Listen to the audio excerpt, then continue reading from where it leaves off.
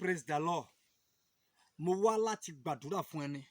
Mo wà nínú ìrìn àjò 21 days. Ìrìn àjò àánú ni mo ń fi 21 days yìí rìn. Bí Olúwa ti ń bẹ tí ẹ̀mí rẹ̀ ń bẹ, mo gbàdúrà fún ẹ tó olórí ọ̀fẹ́ àti máa wò mí àti máa gbọ́ mi níbikíbi tó wà lórúkọ Jésù, àánú kó fọhùn lórí ayé rẹ̀. Gbọ́, àánú ni Ẹ́sítérì rí gbà tó gbé ògo ìdílé rẹ̀ jáde.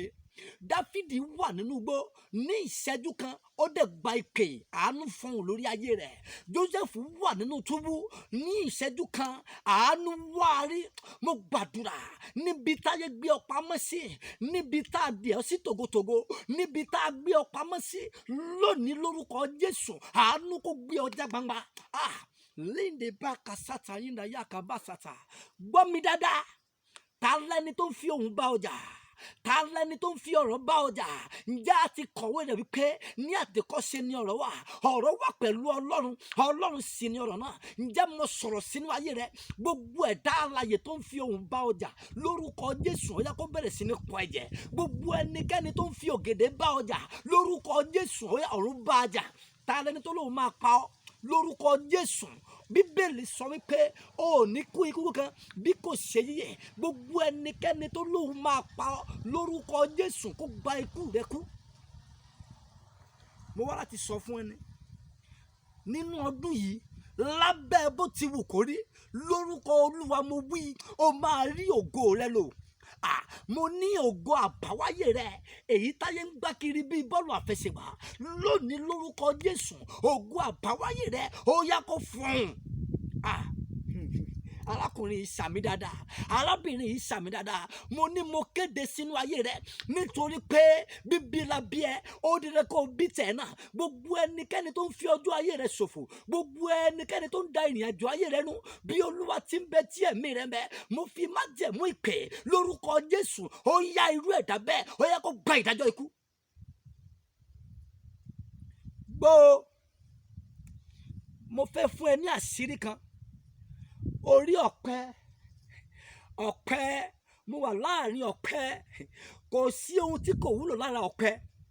Àṣírí ńlá ni ọ̀pẹ jẹ́. Ọlọ́run dá ọ̀pẹ ní àdápé. Kò sí ohun kan tí kò wúlò, kò sí ohun kan tí kò jẹ́wọ́ lára ọ̀pẹ. Ǹjẹ́ bí Ọlọ́run ti fi àṣírí sára ọ̀pẹ lórúkọ Jésù, àṣírí tí Ọlọ́run fi gbé ọ̀pẹ dìde tó jẹ́ pé láti ilẹ̀ títí dé ilẹ̀ ó fi wúlò fún ènìyàn, lórúkọ Jésù ayé rẹ kó sọ ire.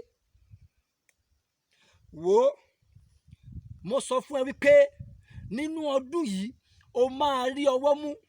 Nínú ọdún yìí lórúkọ Jésù o máa rí ògo lò. Lórúkọ Jésù o máa wọnú ògo lọ. Lórúkọ Jésù o máa ní ohun tẹ́gbẹ́ ní. Ẹni tó yẹ kó ṣe ẹ́ lóore yẹ tó ń bínú sí ẹ torí pé o ní ìgbàgbọ́. Bíbélì wípé iye àwọn tó gbà á gbọ́ la fi agbára fún láti di ọmọ Ọlọ́run.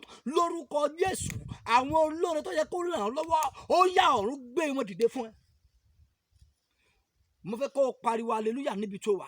Bó o ti ń ké hallelujah yìí lórúkọ Jésù, ogun ayé rẹ kó máa ṣẹ́. Mo fẹ́ kó o máa ké hallelujah ìṣẹ́gun, hallelujah ìtúsílẹ̀, hallelujah ìwòsàn, hallelujah ìmúláradá. Ó yá máa pariwo hallelujah, máa pariwo hallelujah, máa pariwo hallelujah, máa pariwo hallelujah. Nínú oṣù yìí kó tó parí, ohun tó ń retí, ohun tó yẹ kó o ti ní, ohun tó yẹ kó o ti gbà, ohun tó yẹ kó o ti máa ṣe, bí Olúwa ti ń bẹ tí agbára rẹ kò yí padà, lórúkọ Jésù ó yá lọ bẹ̀rẹ̀ sí ní ṣe hallelujah, hallelujah, hallelujah.